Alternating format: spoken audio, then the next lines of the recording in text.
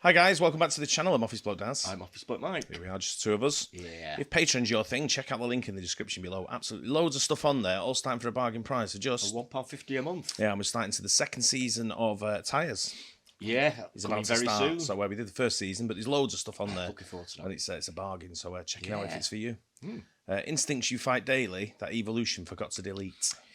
Strange thing, evolution. We talked about it the other day, weren't we? How it's incredible how certain animals have evolved into certain colours and sort of things that the bodies do. The owl whose ear was lower than the other, so it can so it knows detect which if side. it's up or down, or which side, left or right, it's or going up to and down as well, won't it? Absolutely incredible. It really is amazing. But let's see what this is. Let's go.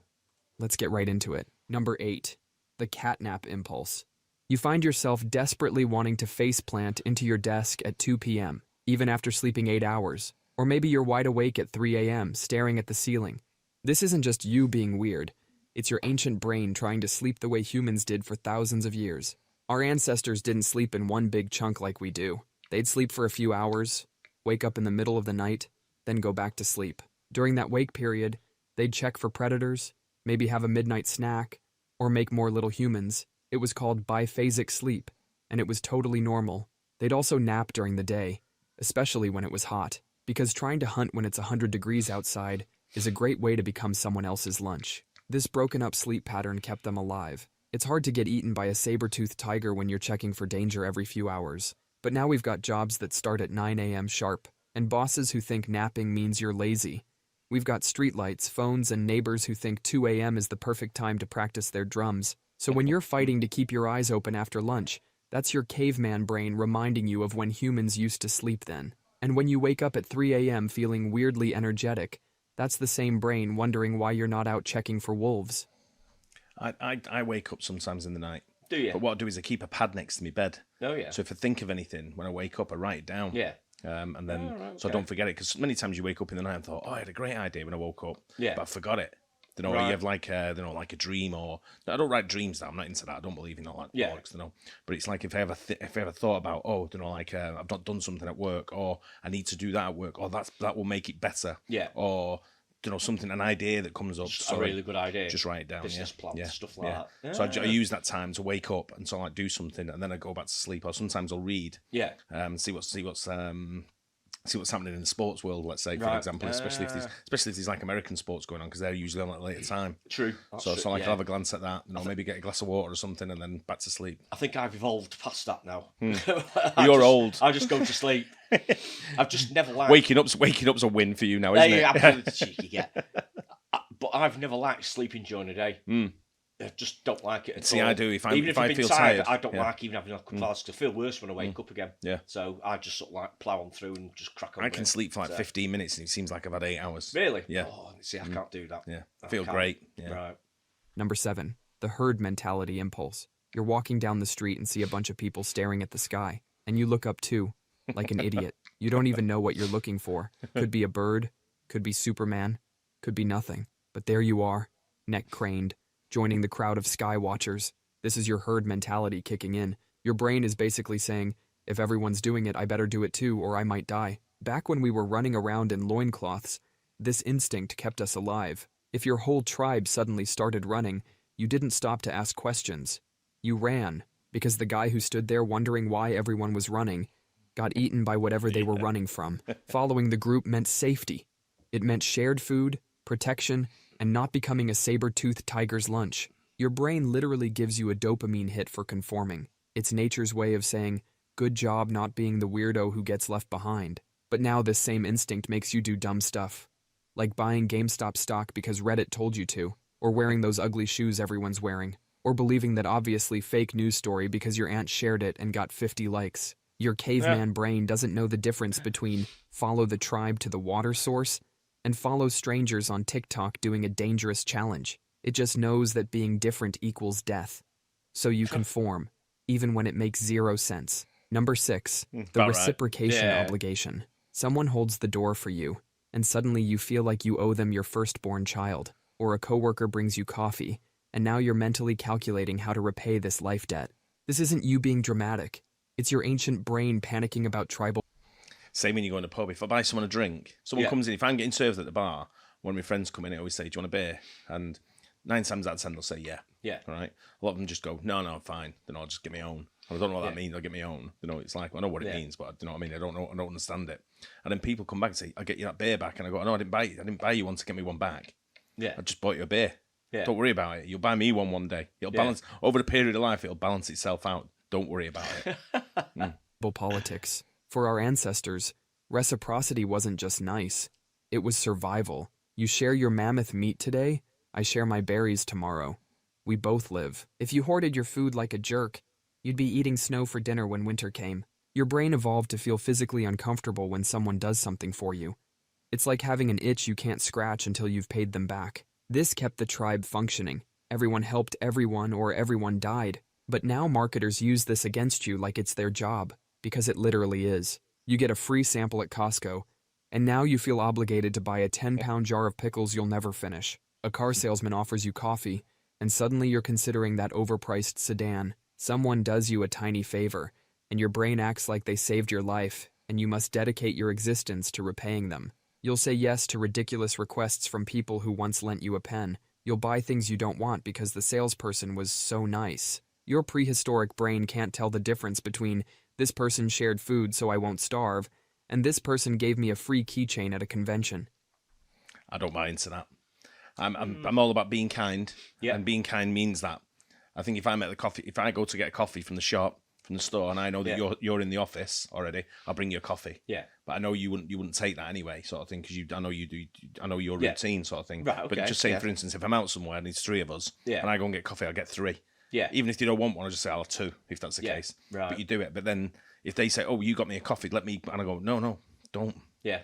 It's just being nice. It's just being normal. I'd say. Yeah, I guess so. Yeah. You can buy stuff for people, or you can give stuff to people, or you can help people. You can hold the door open for somebody. Doesn't mean they have to hold the door open for you. No, absolutely. Yeah, absolutely get And that. But it's sort of like a feeling that you do, don't I don't have that feeling. No. I just think it's just called being nice. Yeah. And if you're nice to everybody, it'll eventually just balance itself out, like I said before. Yeah, true. It just knows that debts must be paid, or the tribe will cast you out to die alone. Number 5. The fear of the unknown instinct. You walk into a pitch-black room and feel your heart rate spike, or you stare at some weird foreign food like it's about to attack you. That's not you being a baby.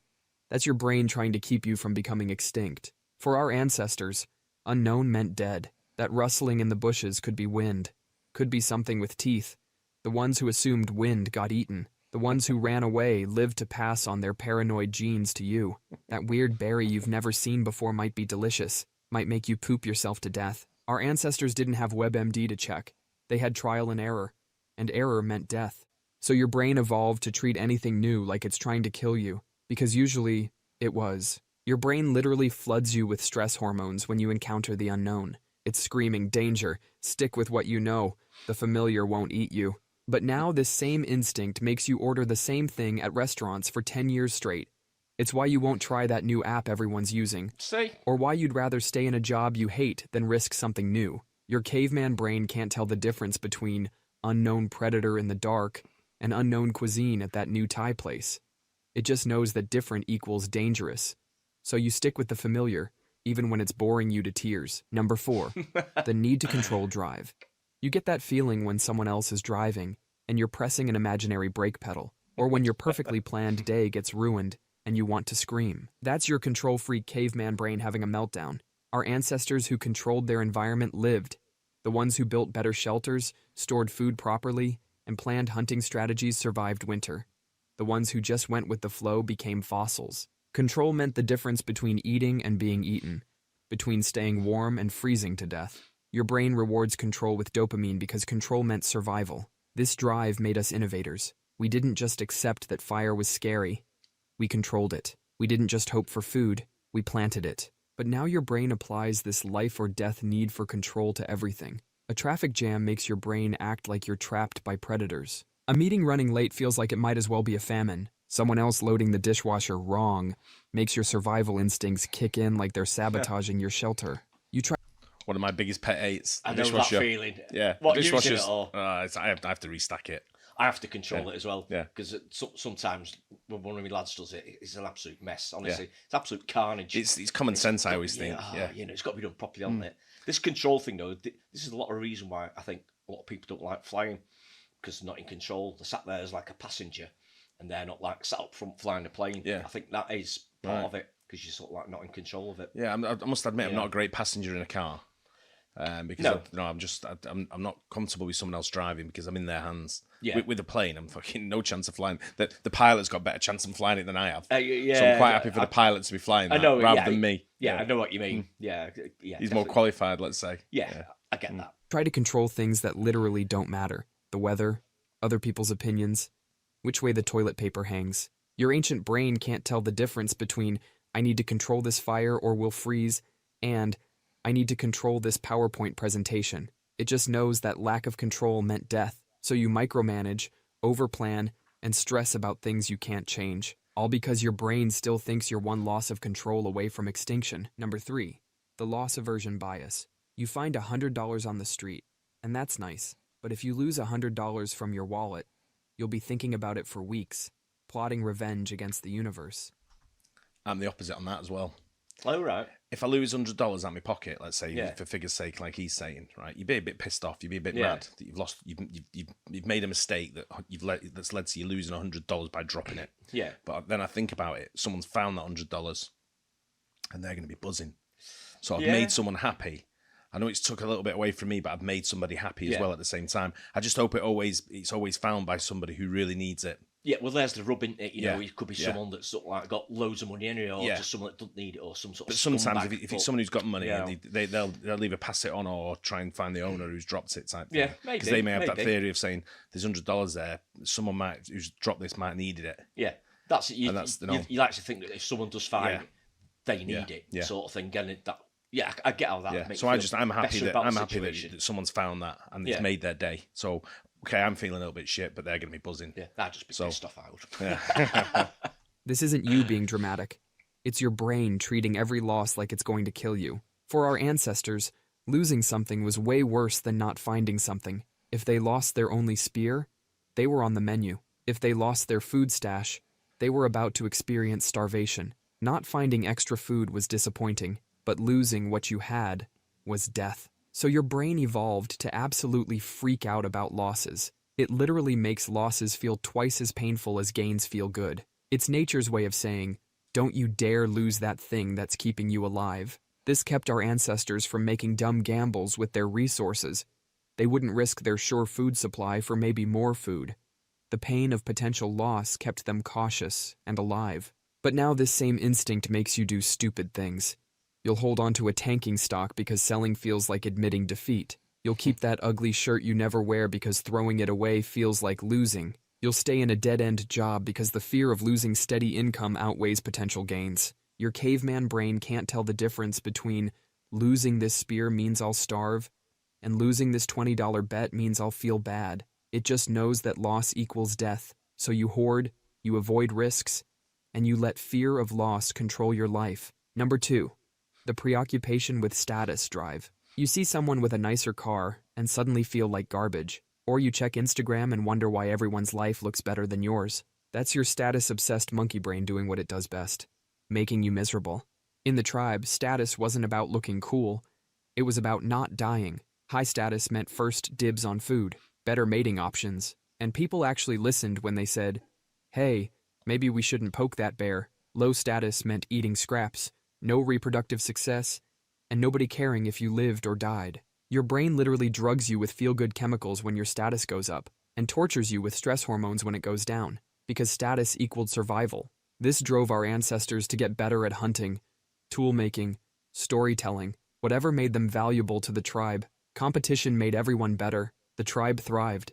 But now your brain applies this life-or-death status anxiety to the dumbest things. Someone has more followers than you, and your brain acts like they're stealing your food. A coworker gets promoted, and it feels like you might as well be cast out of the tribe. A neighbor gets a pool, and your survival instincts kick in like you're losing territory. I'm happy for people who get like good things. Yeah, I'm always happy to see like if someone gets a promotion or if someone gets a pool in the garden, let's say for example, or someone gets a nice car or whatever. I'm buzzing for them. I think it, as long as you think right, they deserve it. They worked hard for it. Absolutely. If they stole it, then I'm more mad at them than the thief. But I've worked at it and, deserved what they get. And yeah, absolutely. No problem with that whatsoever. It's just a case, a lot of jealousy that goes around with certain things. But that is linked to this one quite heavily, isn't it? A bit of jealousy. More jealousy. Yeah, big time. You buy things you can't afford to impress people you don't like. You post carefully curated lies on social media. You feel genuinely depressed because someone else's vacation looked better than yours. Your ancient brain still thinks your survival depends on where you rank. It can't tell the difference between low status means no food and low status means fewer LinkedIn connections. So you chase status like your life depends on it, because once upon a time, it did. Number 1, the desire for fairness and reacting to injustice. Someone cuts in line and you instantly fantasize about violence, or a coworker steals your idea and you spend the next week plotting their downfall. That's not you being petty. That's your brain treating unfairness like a threat to your survival. Because it used to be. In a tribe of 30 people, fairness wasn't some nice concept. It was life or death. The guy hoarding food while others starved was literally killing the tribe. The freeloader who didn't hunt but ate anyway was stealing resources from people who actually worked. Your brain evolved to go absolutely nuclear when it detects unfairness. It floods you with rage because unfairness could destroy the whole group. And without the group, everyone dies. This instinct kept our ancestors honest. Nobody wanted to be the cheater who got cast out, or worse, the cheater who got their skull caved in by angry tribe mates. Fairness meant survival. Detecting cheaters meant survival. Punishing unfairness meant survival. But now this same instinct makes you lose your mind over things that won't kill anyone. Someone takes 2 free samples instead of 1, and your brain acts like they're stealing food from your children. A rich guy buys another yacht while people struggle, and your fairness detector goes haywire. Your boss plays favorites, and it feels like it might as well be threatening your life. You can't let go of small slights because your brain thinks restoring fairness is a matter of survival. You obsess over injustices you can't fix. You get physically angry reading about unfairness online. Your ancient brain can't tell the difference between this unfairness will destroy the tribe and this unfairness is annoying but ultimately harmless. It just knows that unfairness meant death. So you rage, you obsess, and you can't let things go. All because your brain still thinks the survival of the tribe depends on everyone getting their fair share of mammoth meat. That's all for today.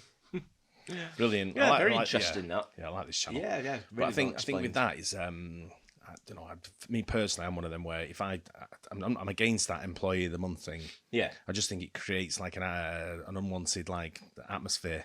I just don't think it's necessary. You think that just can lead to a bit of sort of anxiety, a bit of jealousy, animosity, stuff like that, especially when maybe one employee or two keep getting it maybe more than the others, and it's going to build resentment, isn't it? Yeah. With some of the other employees, especially when they think, well, I've been working just as hard, I've been doing just as much, but it's like it's not been recognised, and then it's can be a bit of a problem. Yeah, where Aidan worked before he worked here, he got employee of the month like 2 or 3 times in a row. Yeah, and the girls fucking had a real bash with him. Oh, really? Yeah, they had a proper beef over him and all that kind of stuff. And they were like, but that's not his fault, fault, is it? No, and but they got paid as well. If you're employed a month, you got something like an extra 150 quid or whatever. Right, okay. Sort of thing. So he was getting the money as well.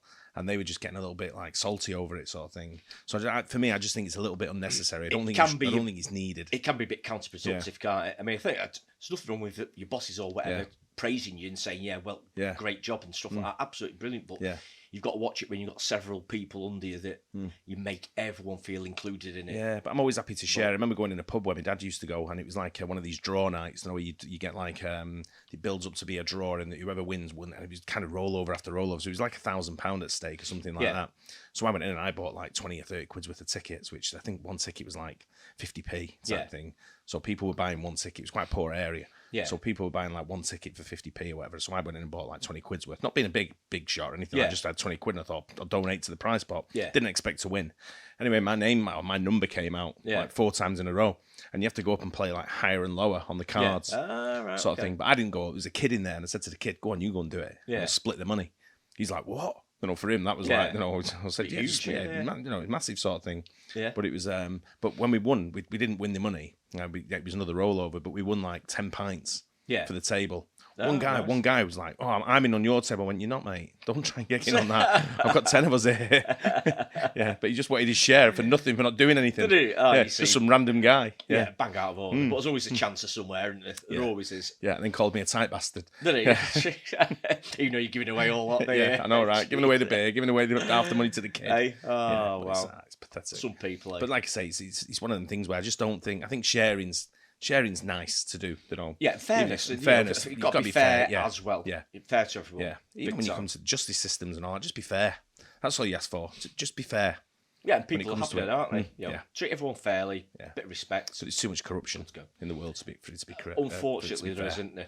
Yeah, which is what winds people up as well, because that isn't fair. So, but enjoy that, chill dude. Good. Yeah, it's really good. Yeah, enjoy it. Good channel. Really good. Hope you guys enjoyed it as well. Don't forget like and subscribe, and we'll see you on the next one. Cheers. Cheers.